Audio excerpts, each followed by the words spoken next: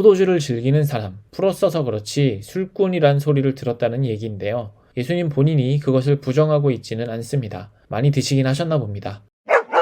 교회 다니면 왜 술 먹지 말고 담배 피지 말라고 할까요? 저도 어려서부터 그렇게 교육을 받고 자랐습니다. 그런데 솔직히 술 맛있습니다. 중학교 때 처음 먹었을 땐 쓰기만 했는데 군대에서 이등병들 모아놓고 삼겹살에 소주 내주는 거 처음 먹은 날을 잊을 수가 없어요. 달더라고요. 담배도 고등학교 때 처음 펴봤을 땐 머리만 아팠는데 군대에서 피다 보니 그 맛이 있더라고요. 문제는 제가 술, 담배를 한참 즐기던 시절 교회 안에서는 이게 금기시 되는 것이 매우 불만스러웠다는 것입니다. 아니 성경에는 술 취하지 말랬지 먹지 말라고는 안 하던데, 예수님도 와인 만들었던데, 담배 피지 말란 구절은 없던데, 아니 도대체 왜 먹지 말라는 건데 하는 불만이 차곡차곡 쌓여갔죠. 그때부터 성경도 탐구하고 책도 찾아 읽고 역사도 공부하고 별짓을 다 했습니다. 목표는 단 하나, 교회에서도 떳떳하게 술, 담배를 먹고 싶다는 것이었지요. 그러고 도달한 결론을 이야기해보려 합니다. 일단은 담배부터 빠르게 정리하고 넘어갈게요. 성경에는 담배 피지 말란 얘기가 없습니다. 절대로 없습니다. 어떤 번역본을 뒤져봐도 없습니다. 애초에 담배라는 단어가 나오지도 않습니다. 왜일까요? 성경이 쓰여진 시간과 공간, 그러니까 시대와 문화권에 담배가 없었기 때문입니다. 공간적으로는 구약과 신약 모두 지중해를 중심으로 하는 고대 근동과 유럽 지역을 배경으로 작성되었습니다. 시간적으로는 가장 마지막에 쓰여진 신약 성경도 2세기 전에 작성된 것으로 보고요. 그러면 그쪽 동네에 담배가 보급된 것은 언제일까요? 대항해 시대, 그러니까 1300년이 지난 15세기입니다. 아메리카 지역에서 피우던 잎담배가 유럽으로 배를 타고 건너온 것이지요. 그래서 성경에 아이폰이나 갤럭시에 관한 언급이 없듯이 담배에 관한 언급도 없는 건 당연한 일입니다. 아주 좋네요. 그러니까 펴도 되는 걸까요? 저는 누가 뭐라고 해도 위 논리를 가지고 교회 앞에서도 담배를 뻑뻑 피워댄 시절이 있습니다. 그런데 성경에 담배 피지 말란 말 없으니까 펴도 되지 않느냐 하는 논리에는 치명적 결함이 있는데요. 제가 질문을 던져볼 테니 바로 대답해 보세요. 자, 질문 나갑니다.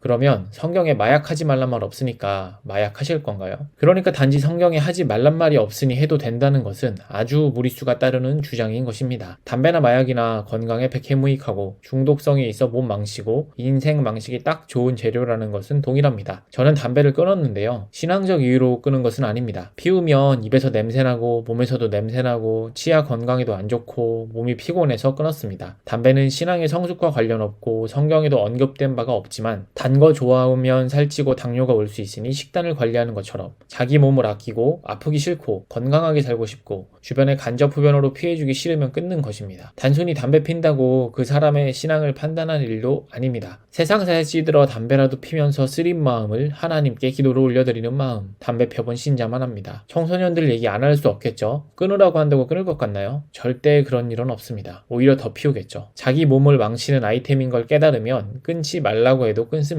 청소년기에는 무슨 짓을 해도 몸이 짱짱하니 느끼기가 어려운 것이고요. 다만 지금까지 얘기한 맥락에서 신앙과 무관하게 몸에 끼치는 영향을 알 수 있도록 도와준 후 스스로 판단할 수 있게 해주는 게 최선인 것 같아요. 담배는 이쯤으로 정리하고 넘어갈게요. 그런데 술은 문제가 좀 다른데요. 성경에 꽤나 자주 언급되고 있기 때문입니다. 본격적으로 살펴볼까요?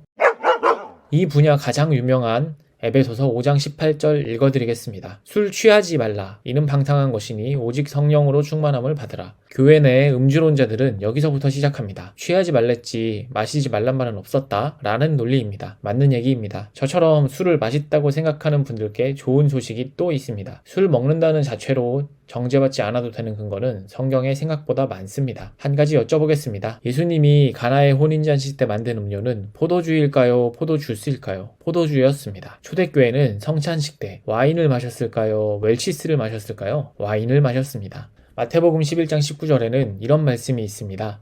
인자는 와서 먹고 마시매 너희 말이 보라 먹기를 탐하고 포도주를 즐기는 사람이요 세리와 죄인의 친구로다 하니. 포도주를 즐기는 사람, 풀어 써서 그렇지 술꾼이란 소리를 들었다는 얘기인데요. 물론 이 말은 예수님 반대 세력들이 예수님 까려고 한 악의적인 멘트이지만 예수님 본인이 그것을 부정하고 있지는 않습니다. 많이 드시긴 하셨나 봅니다. 물론 당시 고대 근동에서는 맑은 물을 구하기 힘들어서 중국 사람들 차 마시듯이 일종의 생활음료로 와인을 먹었다는 것도 감안해야 하겠습니다. 그럼에도 불구하고 그 음료에 알코올이 들어있었음을 부정하는 것 또한 무리수가 되겠네요. 여기까지 술 먹고 싶은 분들 분위기 좋지요?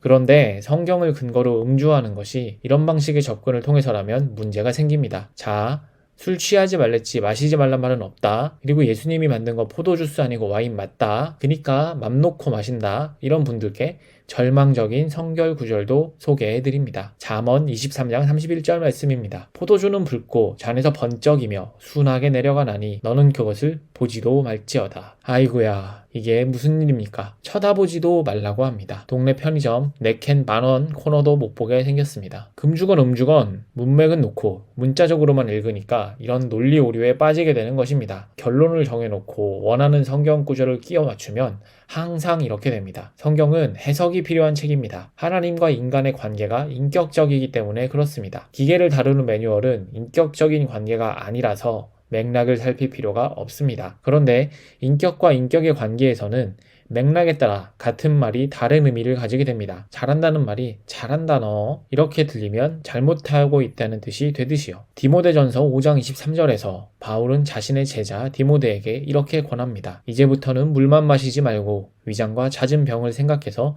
포도주를 조금씩 쓰십시오. 위장병의 주요 원인은 헬리코박터균이라고 합니다. 그리고 포도주의 페놀 화합물은 헬리코박터균에 상당한 살균력이 있습니다. 이런 현대 과학적 지식은 없었겠지만 당시에도 민간요법처럼 위장병의 포도주를 약처럼 사용하면 효과를 볼 수 있다는 지식이 있었습니다. 그렇기에 바울은 목회자인 디모데에게 포도주를 좀 먹으라고 한 것이지요. 맥락에서 보면 무작정 음주를 하라는 말이 절대로 아닙니다. 술 취하지 말라는 말로 다시 돌아가 볼까요? 취하기 전까지는 맘 놓고 마셔 라는 말이 아닙니다. 이 구절은 오히려 뒤에 강조점이 있습니다. 성령의 충만함을 받으라. 술에 취하면 알코올이 중추신경을 장악합니다. 말 그대로 지배받습니다. 그러니 하나님의 영이 거하시는 성전된 신자는 술에 지배받지 말고 성령에 지배받으며 살라는 것입니다. 강조하는 부분을 쌩까고 어떻게든 술 마실 근거로 이 구절을 취하는 것은 오독입니다. 그런데 성경이 또 무조건 금주, 무작정 금주를 말하는 책은 절대 아닙니다. 심지어 신명기 14장에는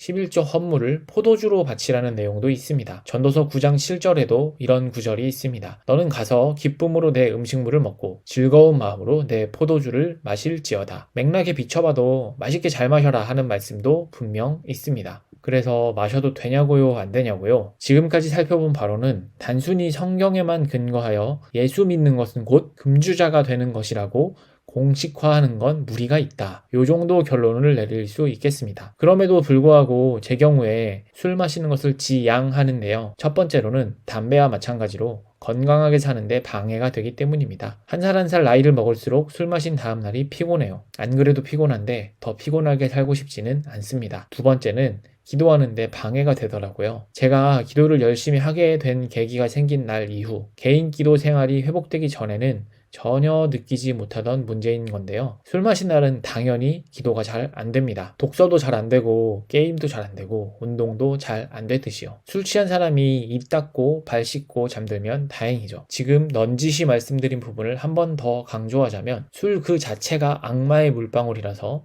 기도가 방해된다는 것은 아니라는 겁니다. 예를 들어 운동을 과하게 한 날도 기도가 잘 안 될 수 있고 폭식을 한 날도 혹은 과로하여 육체의 피로가 쌓일 만큼 쌓인 날도 마찬가지입니다. 기도는 하나님께 집중하는 것인데 술은 인간의 정신을 흩어버립니다. 그런 이유로 저는 절대 금주자는 아니지만 되도록이면 술을 마시지 않으려고 합니다. 꼭 기도뿐인가요? 다음날 회사에서 중요한 일정만 있어도 술을 안 먹게 되지요. 술에 대한 절제는 신앙 없는 사람들도 기본 덕목으로 가지고 살아가는 것입니다. 지금까지 술, 담배에 대한 성경 구절들을 살펴보며 문자적으로만 금주, 음주를 논하기엔 무리가 따른다는 것을 확인하였습니다. 또한 제 행동 양식이 정답이 될 수는 없겠지만 참고를 위해 말씀드리기도 하였습니다. 드시는 분도 주 안에서 드시고 안 드시는 분도 주 안에서 드실 수 있었으면 좋겠습니다. 먹네 마네 하는 문제에 신앙에 일사각오가 걸린 양 서로 술을 먹네, 바리새인이네 하며 흉보는 소재로 삼지 말고요. 다만 설령 문자적으로 읽더라도 취하는 선은 넘어가지 않도록 해야겠네요. 사람마다 기준이 다르겠지만 저는 몸이 통제가 안 되는 순간이 취한 것이라고 생각하기에 혀 꼬이면 취한 걸로 칩니다. 어떤 사람은 필름이 끊겨야 취한 걸로 치던데 그런 사람이 알코올성 치매 위험이 높다고 합니다. 그래서 한 잔만 마셔도 혀가 꼬이는 사람은 아예 절주하는 것이 좋다고 생각합니다. 지금 이 영상을 보고 난 후에 깔끔하게 정리되셨다기보다는 약간의 찝찝함이 남아있어야 정상입니다. 사실 성경 구절만을 근거로 한국교회의 주초 문제를 논하기에는 부족함이 느껴지는 게 사실입니다. 한국교회에서 신자는 도대체 왜 어쩌다가 술, 담배 하지 않는 사람인 걸로 인식되고 있는 걸까요? 이것은 한국 기독교 역사를 공부해야만 빈틈이 채워지는데요. 다음 영상에서 그 부분을 다뤄보도록 하겠습니다. 한 가지만 맛보기로 말씀드리면 한국 기독교 역사